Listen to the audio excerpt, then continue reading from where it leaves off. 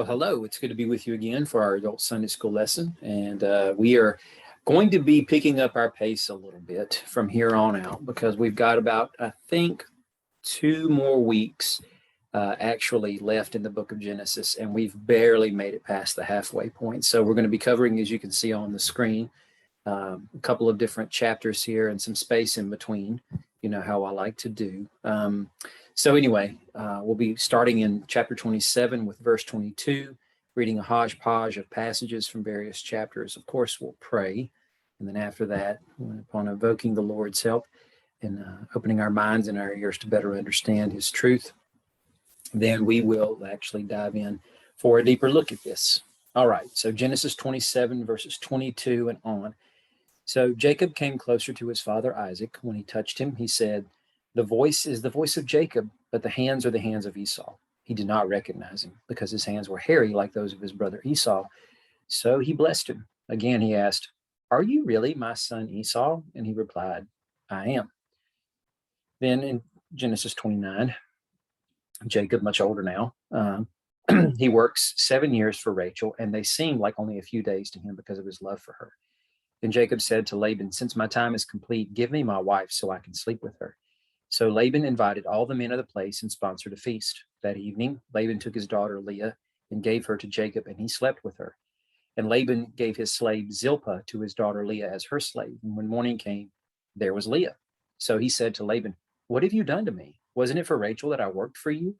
Why have you deceived me?" And Laban answered, "It's not the custom in our country to give the younger daughter in marriage before the firstborn. Complete this week of wedding celebration, and we will also give you this younger one in return for working yet another 7 years for me." And Jacob did just that. He finished the week of celebration, and Laban gave his daughter Rachel as his wife.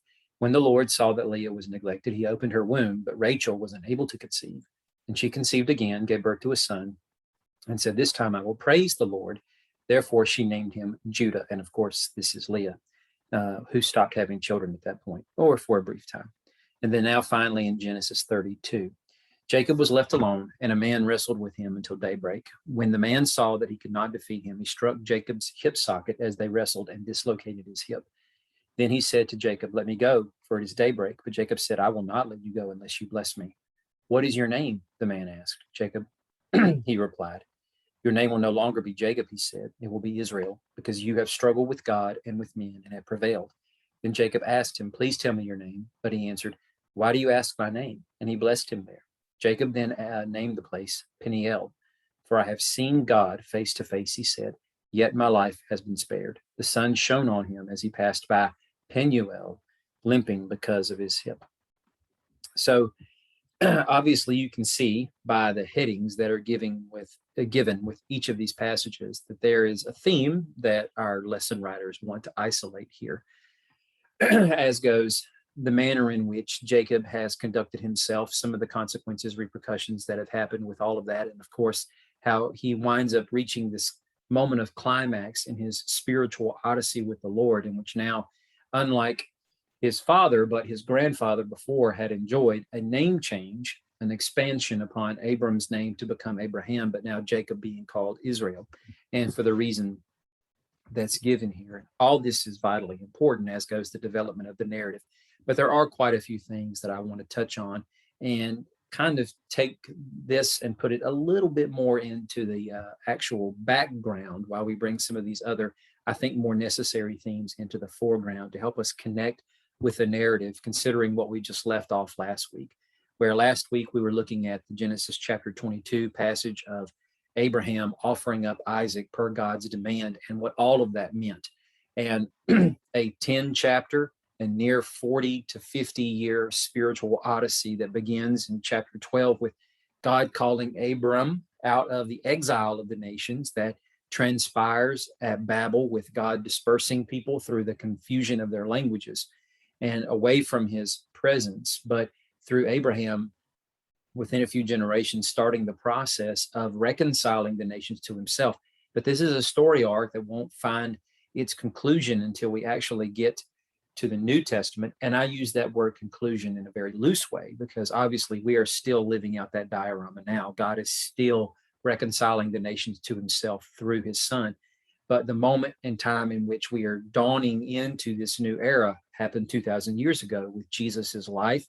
And of course, the pivotal moment of his death and resurrection that made this advent of this new creation era and this new humanity that is being built upon him and from him actually began to transpire. And of course, all of that ties directly into the event of Genesis 22 with the offering of Isaac as something of a Passover. Remember, we tied in the implications and the imagery of Passover to that and talked about the concept of how Passover precedes an exodus and celebrates an exile, or I should say a deliverance from exile, and how God has now foreshadowed how he intends to make Abraham and his people a blessing to the nations, which is what he promised nearly 4 decades earlier when he called Abram from Ur and he left Haran eventually and he makes it into Canaan. And he's told he and his people are going to be a blessing to the nations. And it's been through this odyssey that he has slowly and methodically developed this in a very tangible way for Abraham through the Genesis 15 cutting up of the animals and this covenant that God makes with him that really, in a grotesque and profound, but again, very memorable way, speaks to what God is going to do in the future of Abraham's people as they are led out of the land of Canaan into another place, which we know to be Egypt. And then eventually, as Egypt is judged and they are delivered from their exile through an exodus, are brought back to this land that God promised Abram. And then eventually they're going to start fulfilling this grand plan of becoming a blessing to the nations. But they still have to wear and bear up underneath that mantle after this promise was made to Abraham of this wonderful blessing, but at the same time, it's something of a burden as well. And then now, as we get into the story of Isaac, and then, of course, Abraham's grandson, we're going to see how this covenant is passed on and how it's borne out in their lives. And that's what we're really going to wind up focusing on, all right? So anyway, let's come together and pray. Lord Jesus, we are thankful for this time and space. Please help us, Lord. Open our eyes. Help us to see and appreciate these themes as you clearly continue to place emphasis upon them over and again through the pen of Moses. Help us, Lord, I pray, to understand the implications of what this means in your story, because you bring all of this to its proper conclusion in the gospel narrative. And of course, these themes continue to be reiterated and unpacked for us by the apostles in their letters. Help us to see how we fit into this, and that all of this wasn't just simply to bring us into new life or to save us from our sins, forgiving us of our transgressions against you, but to make us new creatures for this purpose of what you've commissioned us for. We ask all this in your name so that you be glorified and we edified and challenged. Amen. All right. So, passing on the covenant. If you'll notice here, as I've tried to kind of break apart for you on the screen here, considering both of these columns juxtaposed against one another, is a paralleling, if you will, of how the Lord originally appeared to Abram over here on the right side of your screen as we are walking through the Genesis 26 text as God is speaking to Isaac. Now, I appreciate the fact that our lesson material actually begins in Genesis 27, but to appreciate the context of what's going on there better, it's important for us to go back to Genesis 26, because if we're being honest, 10, 11 chapters or so of narrative space is dedicated to Abram, also Abraham, as they're one and the same. But a lot of narrative space is also given to Abraham's grandson, Jacob. And then, of course, just about the rest of the narrative space after we are introduced to Jacob and we go through this near 20-year process of him deceiving his own kinsmen and then leaving to go to more kinsmen in the place where his mother came from. And then this whole deception and him deceiving others there, eventually culminating in this moment where we ended our scripture reading with him wrestling against a physical, fleshly manifestation of God, and then having this name change kind of ceremony and maybe covenant blessing of sorts transpiring there. The rest of the narrative space beyond that, of course, is given to the Joseph story that takes us all the way in to the end of Genesis with Jacob's death, and then the people of Israel actually leaving Canaan and coming down into Egypt. Very little is said at all about Isaac, and much of what is said about Isaac, with the exception of Isaac much later in life when he's blind, and we get into the moment of the story where Jacob steals the covenant blessing away from Esau and so forth. Much of the time up until that point is almost a recapitulation of what happened with Abram and Abraham, as the story transitions from, Abram in his earlier years to Abram later on. And so that's what I want to really kind of take a look at here briefly, because in Genesis chapter 26, we have the Lord appearing to Isaac. Now, we have no idea if Isaac had ever spoken to the Lord before, but this is the first time in the text when Isaac is near 60 years old that the Lord is appearing to him and speaking to him. But with that formula, we've actually seen this several times before in the text of Abram's story, when in Genesis 12, the Lord said to Abraham. Genesis 15, again, the Lord comes to Abraham. And for the first time that we appreciate in the story of Abraham's spiritual odyssey, that we in Genesis 17, when his name is changed from Abram to Abraham, the Lord actually appears to him. Not to say that he hadn't before, but this is the first time we actually have those words given to us in the story itself. And so this is given to us by Moses just to reiterate what's already happened in the past with Isaac's forebearer, Abraham, and that as the Lord is appearing to Isaac with the words that will follow in his address to him, we'll see many of the same things that God has already said to Abraham being passed on to Isaac, such as in verse 2 of chapter 26. Now, there's a little bit more to be developed there, but we'll touch on that here in a second. As the Lord has started to speak to him, he goes on to say, live in the land that I tell you about, hearkening back to Genesis 12, verse 1, with go to the land that I will show you. Moving on in Genesis 26, verse 3, God says, I will be with you and bless you, speaking these words to Isaac. But back to Genesis 12, with God's opening monologue to Abram, I will bless you. Back to 26, verse 3, for I will give all these lands to you and your offspring, and confirm the oath that I swore to your father Abraham. Back to Genesis 12, and when they finally get to the land, after leaving Haran, making it to Canaan, the Lord says to Abram, to your offspring I will give this land. And later on in Genesis 15 and 17, he reiterates this promise by putting it almost in the exact same words. He also said to Abram, I am the Lord who brought you up from Ur of the Chaldeans to give you this land to possess. And again in Genesis 17, when he changes his name to Abraham, I will give you the land where you are residing, all the land of Canaan, as a permanent possession. Passing this promise on to Isaac as well. Back to Genesis 26, I will make your offspring as numerous as the stars of the sky. First time this is given to Abram is back in Genesis 15, when Abram's kind of wrestling a little bit with the idea of, how will I know that I will possess this? I don't have an heir yet. You've not given me any children. I have this servant who I can pass off my estate to. Surely that's not what you want, though. That's not what you spoke of. And the Lord tells him to go outside, look at the sky, count the stars if you can. That's how numerous your offspring will be. So expanding the promise beyond just one child. And Abraham, of course, does have more than one child in total. And he does indeed become the father of many nations, and tracing out the lineage that come from them. But the understanding of this from a New Testament perspective, from the writings of Paul and so forth, is that obviously this is meant to implicate the understanding that the Gentile nations would be brought into this as well.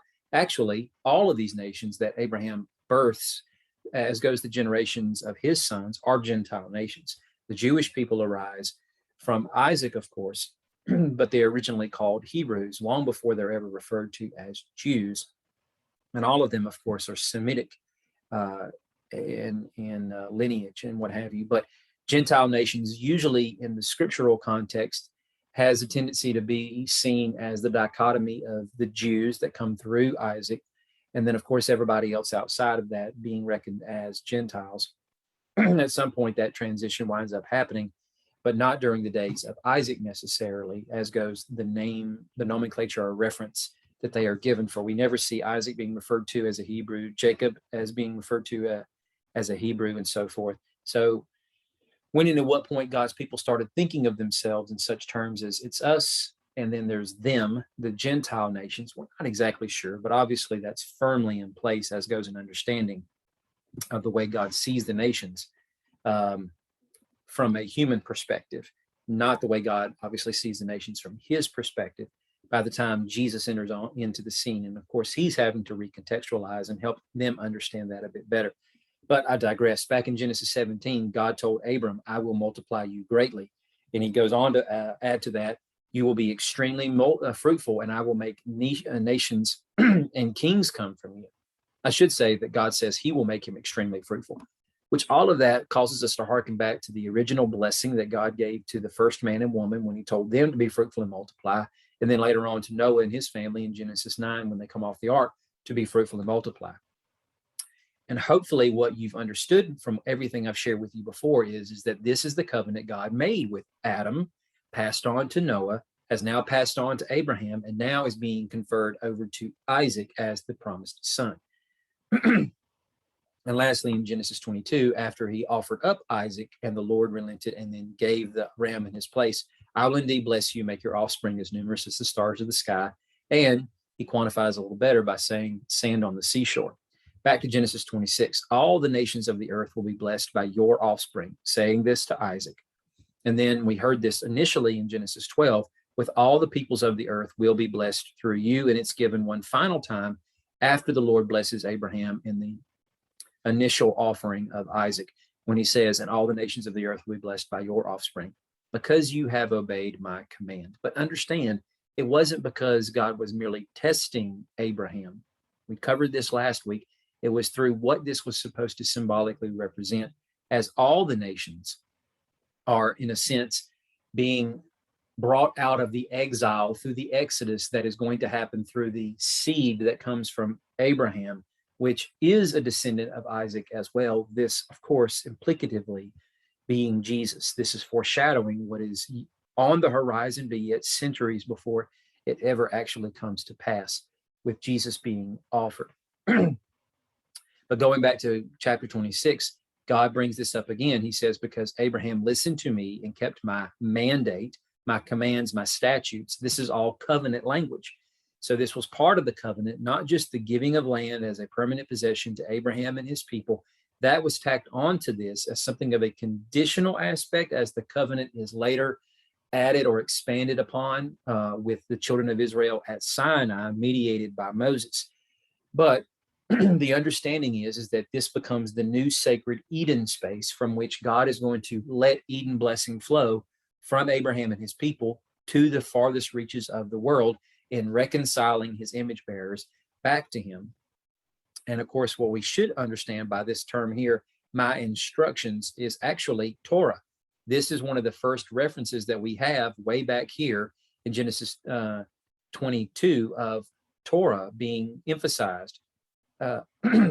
So God's wisdom and so forth, and more to follow on that as we expand upon that theme a bit later on with the development of the Exodus story. But for the sake of time, I'm going to press forward a bit more. Now, that's Isaac, and we've seen how God has passed the covenant on to him using almost all of the very same words and references that God did when he was passing it on to Abram, who becomes Abraham. And he does the same thing for the most part with Jacob. But Jacob's story is a little bit on the inverted side, because we're first introduced to Jacob when he is but an infant and he's still inside the womb of his mother, when he is announced to become a son of prominence, because Rebekah, kind of following Sarah's story arc, as goes a long period of barrenness. Isaac married Rebekah when he was 40. The children that are born to him don't come into the scene until he is 60 years of age. And when she does conceive them, she perceives that something is wrong within her womb. She goes to Isaac about it, and Isaac says, I don't know what to tell you. I'm not God. How can I possibly tell you or help you make sense of what's happening inside of you? But she does in some manner inquire of the Lord, and the Lord again in some manner tells her what is to become of the two children inside of her womb, that they will represent two nations, two peoples that will come from her, and they will indeed be separated, meaning they won't cohabitate in the same space together. One people will be stronger than the other. The older will serve the younger. And of course, when the process of the birth happens, we understand through the naming that Jacob is the second born, or the younger of the two. And this kind of, in a sense, actually harkens back to a bit of a formula or a synopsis that's given in Genesis 17 when Ishmael has come on the scene. And Isaac, of course, is the second born technically amongst them, but God later on will count Isaac as being Abraham's seemingly only son. That's what he says in Genesis 22 when he is demanding he be offered up. And then he does, of course, he hasn't forgotten that Ishmael exists, but he has Ishmael excised from the equation when Sarah says, he, the slave's son, will not inherit with my son, send her away. And then God gives his blessing over her demand when he tells Abraham, who is deeply troubled by this, that it's okay for him to go ahead and send Hagar and Ishmael away, because indeed Ishmael is not meant to inherit with Isaac. God will provision and take care of him. And eventually God does the same for Esau and his people, who are known as the Edomites. As we read the story through the Exodus arc, when the children of Israel are wandering through the wilderness area at the end of the 40-year period of their wandering, the time comes for them to traipse through the land of Edom and Moab. And God tells them, you are not to take anything from them. You cannot go and pilfer any of their possessions. You do not attempt to try to engage them or draw them out in battle. Skirmishes do happen because these people want to be testy, but God initially gave instruction for them not to do that. And then later on tells them, you can't have their land because I have blessed the descendants of Esau in Edom, or I have blessed the sons and children of Moab, because these are the ones who descend directly from Lot. And of course, he's Abraham's nephew and whatnot. But I digress. Going back to Genesis 17, as God is further delineating how he is going to bring to pass the promise he's made to Abraham, Abraham says to him, if only Ishmael were acceptable to you, which literally means if only he was alive in your presence. But God said, no, your wife Sarah will bear you a son. You will name him Isaac. I'll confirm my covenant with him as a permanent covenant for his future offspring. In a very similar way, God is announcing this before Jacob is even born. And then a few chapters later in Genesis 28, we have what we just read through here, but after this moment in which he steals in a very manipulative way the covenant blessing that Isaac intended to give to Esau, which does indeed raise questions we should be asking of the text. If Rebekah heard this, presumably she tells Isaac, though we have no record of Isaac ever hearing it from Rebekah's lips. If he knew this, did both of them at some point wind up telling them this was the case? I doubt it, because it doesn't seem like either of them may have known this was the case, unless Rebekah secretly told Jacob, which may have instigated his initial efforts at first swindling Esau's birthright away from him, which the birthright and then this blessing that Isaac is going to pass down to him when he thinks he's on his deathbed are two separate things. Birthright would go as to inheritance of the estate and what would be divided up proportionally from Isaac as he lays out what his sons are going to legally inherit from him upon his passing. But this covenant blessing that comes from Abraham to Isaac and now to one of these sons is a total separate thing. That's the blessing he is meaning to confer on his deathbed. And now, of course, Jacob has swindled. Now, again, we don't know why exactly his motive is to do this. His name, of course, seems to suggest something of the motive behind it, as goes the fact his name means hill grabber. It's also quantified as being a trickster or a deceiver. Certainly, he lives up to that reputation in the development of his story arc. But nonetheless, after fleeing from that place, and he is going to the land where his mother came from, Padan Aram, where Haran is, and many of Abraham's people have apparently settled in that area, maybe while he himself was still living there. Now he is going there to hopefully find a wife, allow his brother's temper to cool down, and wait for word from his mother to come back once things have improved. But he meets God in Bethel, and he has this dream. And of course, the stairway is there, angels coming up and down, bringing heaven and earth together, joining them together through this construct of this ladder or stairway, if we're taking the Hebrew literally. And the Lord standing at the top saying, I am the Lord, the God of your father Abraham and the God of Isaac. And then using nearly the exact same phrases, I will give you and your offspring the land on which you are lying. Your offspring will be like the dust of the earth, and you will spread out toward the west, the east, the north, and the south. All the peoples on earth will be blessed through you and your offspring.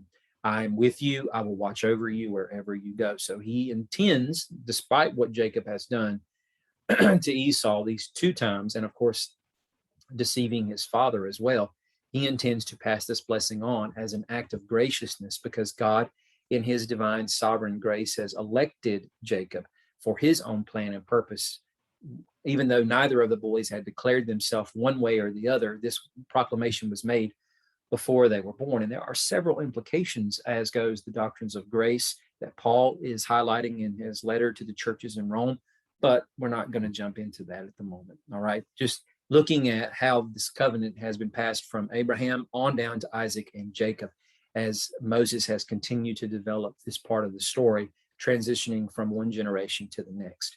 And what we see as part of their stories with both Isaac and Jacob are Eden moments and repeating familiar mistakes, some all too familiar with Isaac, and a little bit more, or I should say, a little less reminiscent of what they did with Jacob and his tendencies as a much younger man. But nonetheless, getting into it, back at the beginning of chapter 26, we are told that there is another famine in the land, in addition to the one that had occurred in Abraham's time. So Moses intends to link us to what had happened to Abraham. He's reminding us of the beginning of Abraham's story arc when he was still Abram. We go back to Genesis 12, and we are reminded there that Abram journeyed in stages. I give you a map here. This isn't the reason for it, but I'm still going to use it here. Journeyed in stages down through the land of Canaan until he eventually gets to the Negev. You see it translated with a B at the end, which is typically pronounced with a V sound when you're pronouncing it in Hebrew. Nonetheless, when he gets there, he realizes there's famine in the land. So Moses bringing our attention to the fact that famine has once again struck the land in Isaac's day.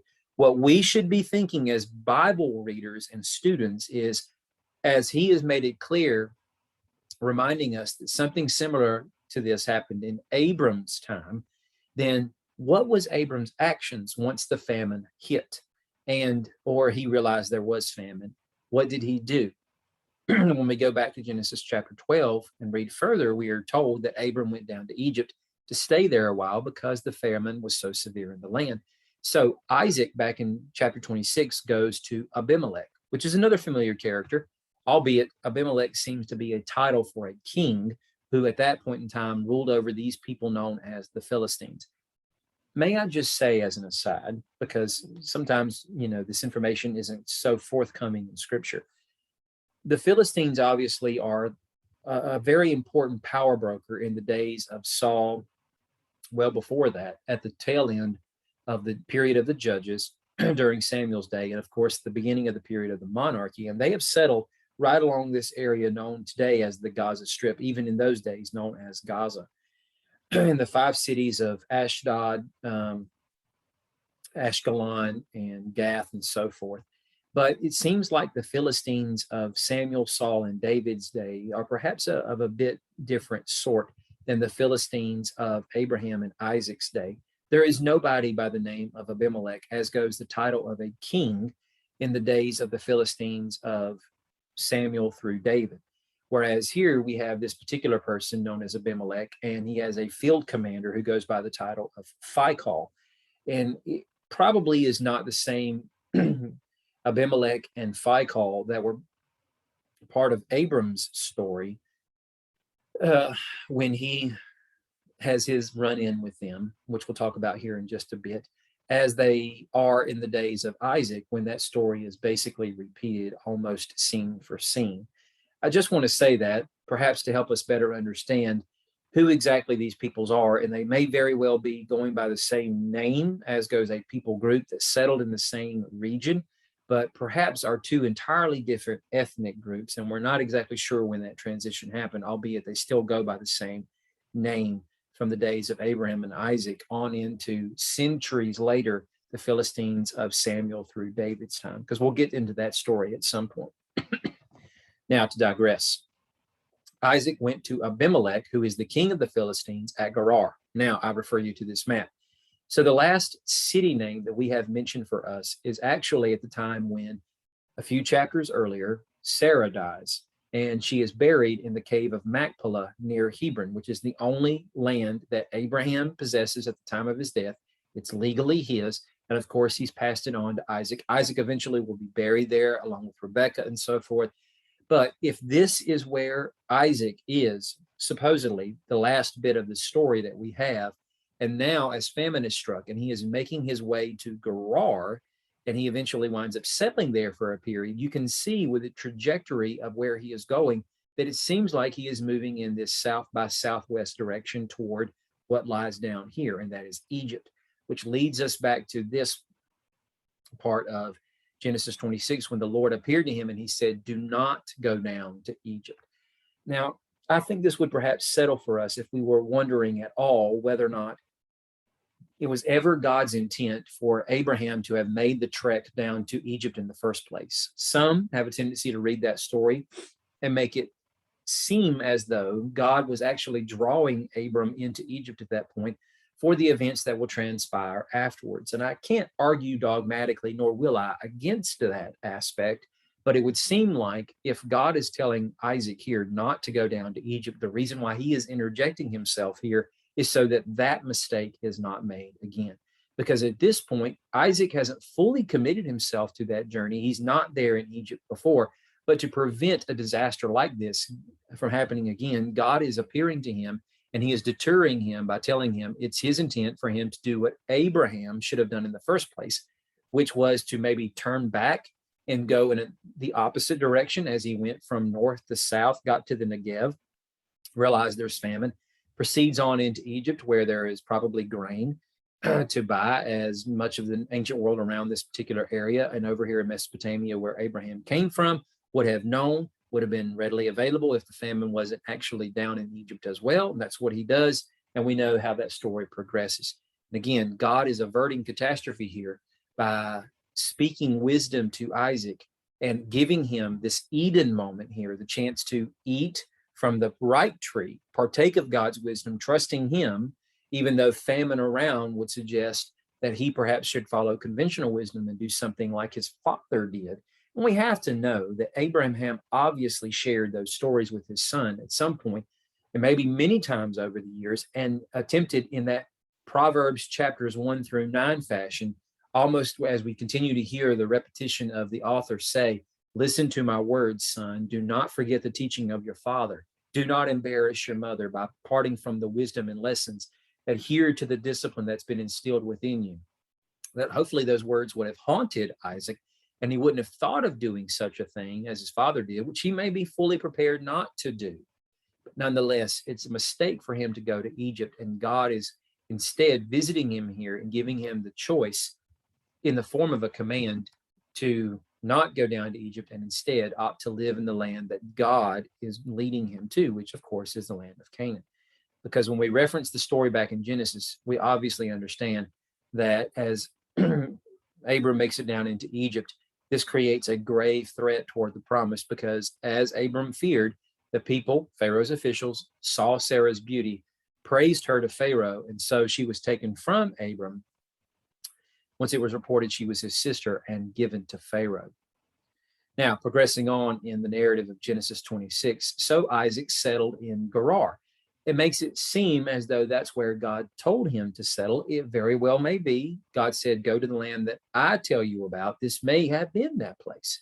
But the problem is it winds up becoming a new Egypt for Isaac, because he does repeat the same mistake as his father, because the men of that place ask about his wife. And so he says to them, she's my sister, because he's afraid, just like his father was, that if they think she's his wife, they'll kill her. He doesn't want to trust the Lord, and does repeat the same mistake his father did.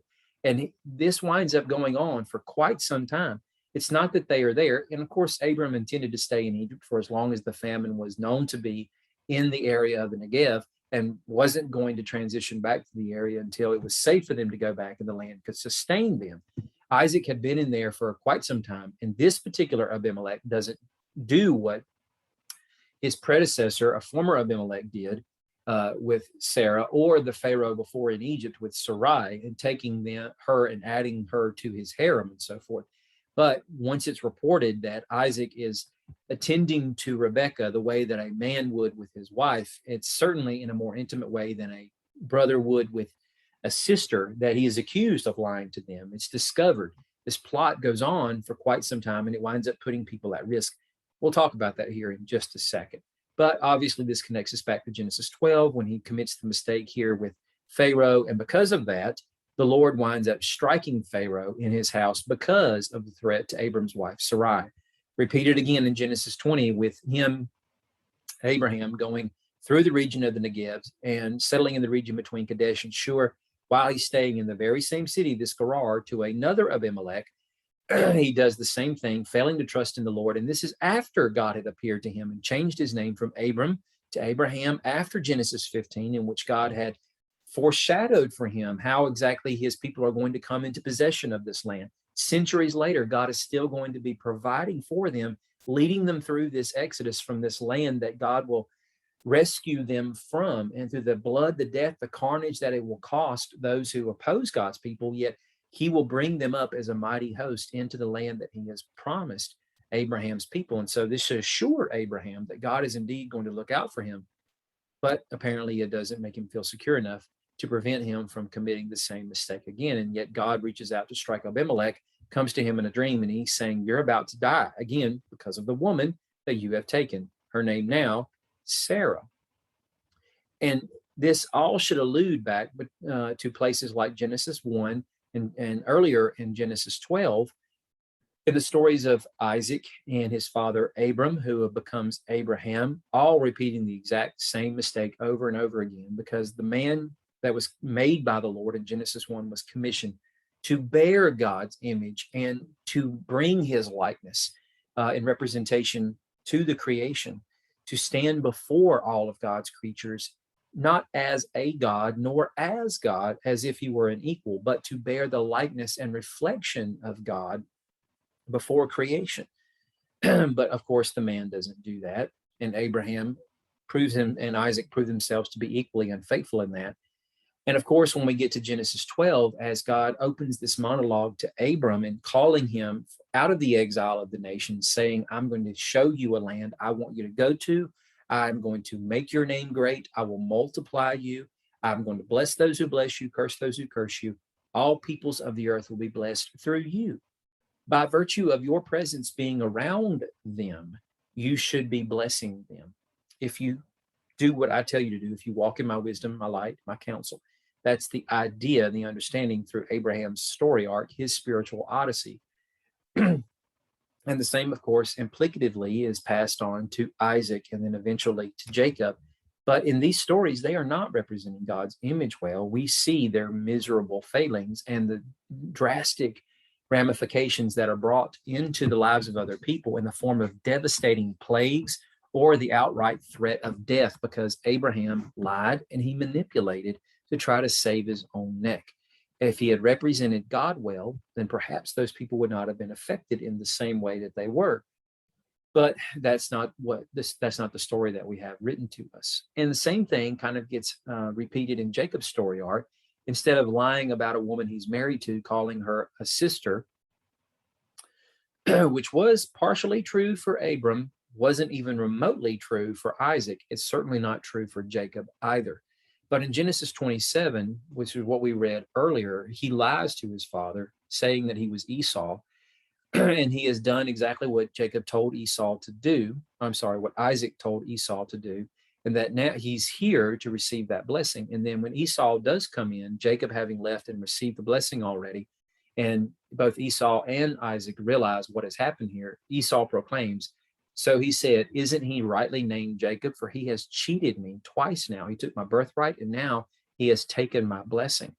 And so amongst his own people, Jacob is not imaging God well at all. When he leaves and goes to Laban in Padan Aram, his uncle, Rebekah's brother, after working 7 years for who he thought was going to be Rachel, and then is duped and finds out the morning after his wedding ceremony, when he's consummated the wedding, that indeed it was her older sister Leah, he cries out in exasperation to Laban, why have you deceived me? Now, there's obviously more going on there, and a couple of other undertones that we could pick up on, as goes Laban's habit to be deceptive and manipulative and a trickster in his own right. But that aside, not an important point for what we're discussing at the moment.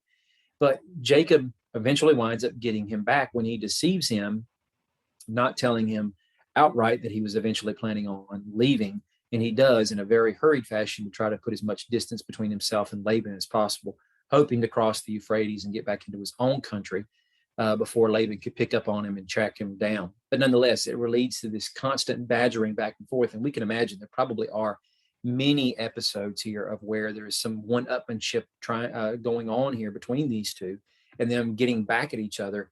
And of course, Jacob continues to not image God well at all, and is bringing some measure of havoc and injustice with every measure of manipulation that he is exacting. And Laban can be said to be doing the same thing as well. Now, Laban, you might want to show him a little bit of slack, because it seems like he's a pagan, an idol worshiper. And so if he's not existing in covenant relationship with the Lord, one could imagine this is a natural habit for him to do to many other people, but certainly it shouldn't be something that he would do to his own nephew, his sister's son.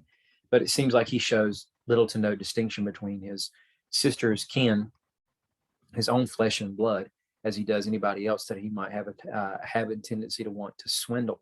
So we shouldn't expect such things out of Laban, I suppose. But nonetheless, Laban is as much an image bearer as Jacob is, because Laban descends from Adam, the same that Jacob does. But even though we see here a repetition again and again of failures, mistakes, and Eden moments that seemingly go right for a moment, but then wind up in a measure of catastrophe and lives that are drastically affected by the poor decisions of people like Isaac and Jacob, that yet from failed image bearing, God winds up bringing blessing nonetheless. When we go back to 26, we see a repeat of a scenario that actually had played out some years earlier with Abraham and the other Abimelech, who is the predecessor of this Philistine king in Genesis 26, who is also going by the title or moniker Abimelech. So again, just to reiterate, the king's name is Abimelech. The field commander is Phicol. They are not one and the same person. Too many years would have passed, presumably, for both of those men to be alive. But going back to Genesis 21, at that time, Abimelech, accompanied by Phicol, the commander of his army, said to Abraham. Now, of course, this is after Abraham duped that Abimelech and said, "She's my sister, not my wife." And Abimelech tried to take her into his harem, and God threatened him with death. Now, some measure of peace is being offered up on Abimelech's part, as he is intending to join in a treaty with Abraham. He goes to Abraham and he says, "God is with you in everything you do. Swear to me by God, or your God, here and now, that you will not break an agreement with me or with my children and descendants, as I have been loyal to you. So you will be loyal to me and to the country where you are a resident alien." In other words, we just want to live peaceably with each other. If you're going to stay around this region, considering the sizable holdings that Abraham fit into, that he has hundreds, maybe even 1,000 or more people, not to mention all the flocks and herds, he's definitely a noticeable and formidable presence. Probably the reputation of what Abraham did back in Genesis 14 with the battle of the 9 armies and their kings, and how he and just 300 soldiers by God's hand decimated them. He doesn't want that kind of threat living in his backyard, especially if this God appears to him in a dream and says, "You are going to die unless you let this man's wife go." Oh, and of course, perhaps enough time had passed that many of the women within Abimelech's kingdom had noticeably become barren. And Abraham, even though he had wronged Abimelech and these people through his deception and manipulation, God yet outs Abraham as a prophet and says, "You go to him, have him pray for you." In other words, act as a prophet and a priest, intercede on your part, pray for you, and then I will open up the wombs of your women and they will be able to bear children again. And so all of that is being brought into these very words that Abimelech is speaking to Abraham here, and seeking to covenant with him and to have a peace treaty so that they can cohabitate together and not be a threat to one another. And in a sense, what's going on here is that as part of all of this, in recognizing that Abraham's God is blessing him, and Abimelech hopes to kind of not siphon off some of that blessing in a parasitic way, but to enjoy some of that blessing by having Abraham as a compatriot, maybe in a treated way or allied way, as what happened back in Genesis 14, when Eshcol and others were allied with Abraham and were there, or Abram at the time, and were there at his beck and call as he was theirs. If anybody attacked them, that they would all come together at a moment's notice and go out and defend their territories, that Abimelech perhaps could use Abraham in such a way, or if nothing else, they could mutually benefit off each other. This is a blessing. It's Abraham blessing the nations, as Abimelech and Phicol and the Philistines are obviously not a part of God's covenant people through Abraham. This is bringing the blessings, the fatness, the glory of Eden out of this sacred space and blessing other people by imaging God in an appropriate way, because it's recognized that Abraham has the blessing and favor of his God, much in the same way Melchizedek recognized. Now, the same thing kind of winds up happening over here in Genesis 26. Abimelech, a different one, comes from Gerar with Ahuzeth and his advisor, and Phicol, the commander of his army. Isaac's a little bit miffed, though. He's like, why have you come? Apparently you hate me and you sent me away from you. But they reply, we've clearly seen the Lord has been with you. We think there should be an oath between us and both of our parties. Let us make a covenant with you that you won't harm us, just as we have not harmed you, but have only done what was good to you, sending you away in peace. After all, you wronged us, but we did not exact vengeance on you, because you are now blessed by the Lord. And so what happens back in the Genesis 21 synopsis with Abraham and that Abimelech, Abraham took flocks and herds. That should be a large number in our mind. But then, as he's making the covenant, he separates 7 lambs from that and specifically gives this as a separate offering over to Abimelech. And he's like, why are you giving me these? And he says that you are to accept these as from me, so that this will act as a witness on both of our parts that I dug this well, which is a little strange. You're like, well, what's the big deal about all this? Well, apparently there are people outside of the scenario where Abraham had lied to Abimelech and whatnot, that also they were struggling with each other over the recognition of a well. That doesn't seem to be as hotly contested an issue, perhaps, as it is in Isaac's day, but nonetheless, as Abimelech seeks for peace in Isaac's day and a covenant blessing between the two of them, the same thing winds up happening over here in Genesis 26. And instead of exchanging flocks and herds that we are told of, instead he prepares a massive banquet for them. They eat, they drink, they get up in the morning early, and they swear an oath to each other. And then Isaac sends them on their way, and they leave him in peace with this covenant blessing between the two of them. Back in Genesis 21, though, we have the establishment of something that will be reiterated in Moses' account of what happens between Isaac and that Abimelech of his day. That place was then called Beersheba in Abraham's day, because it was there that the two of them swore an oath. So it is the well of the oath. After that, they made a covenant at Beersheba, Abimelech and Phicol, the commander of his army, and they left to return to the land of the Philistines. And Abraham plants a tamarisk tree in Beersheba, and there he called on the name of the Lord, the everlasting God. And Abraham lived as an alien in the land of the Philistines for many days. So even though all of this land belongs to Abraham by virtue of the covenant that God has made with him, eventually they will assess the land of the Philistines. They will assess all of Canaan and even parts of nations that go all the way up to the area of the Euphrates River, per the land grant that God spelled out for Abraham. But yet Abraham is pleased to live as an alien amongst them in this mutual beneficial relationship in which he is funneling covenant blessing and Eden blessing from God to the nations, albeit it's just Abimelech that we have recognized in this scenario. But who else amongst the Canaanite tribes and those that lived around them may have benefited from this as well? We just don't know. But it's a little glimpse into the idea of what God was speaking about in Genesis 12 of Abraham being a blessing to the nations. Obviously, that culminates and comes to its complete point of fruition in Jesus. But this is just giving us glimpses of what that's going to look like once Jesus, as King of the cosmos, intends to expand those Eden blessings way beyond the border of Canaan and bring it to the furthest expanse of the horizon, where all people, sons and daughters of Adam, have migrated to across the globe. And so if you think about the imagery here with this well of water, this tamarisk tree, and then Abraham calling upon the name of the Lord and making offerings perhaps, and of course interceding for these people before the Lord, This really takes us back to the imagery of Eden, where we have trees all over the place, water as a river that goes all the way through Eden.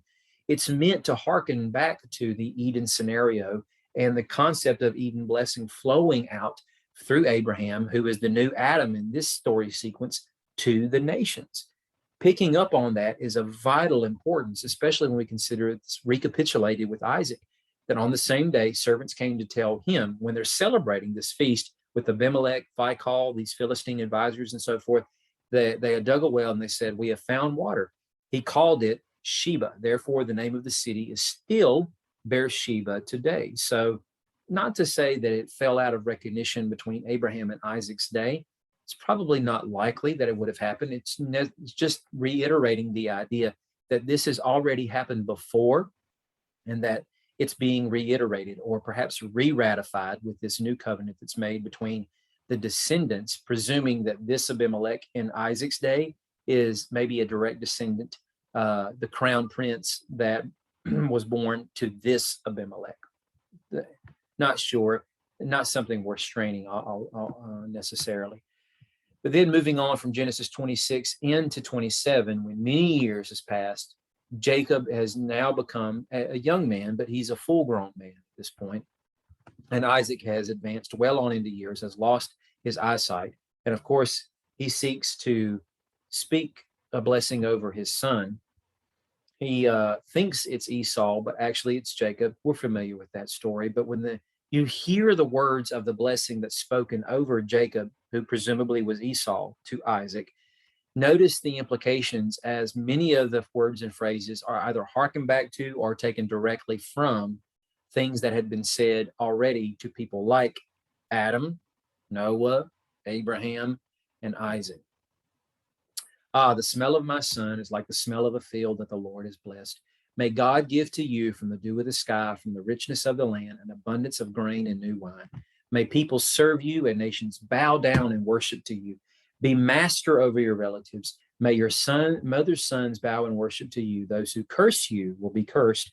Those who bless you will be blessed. Genesis 12, verse 2, right there.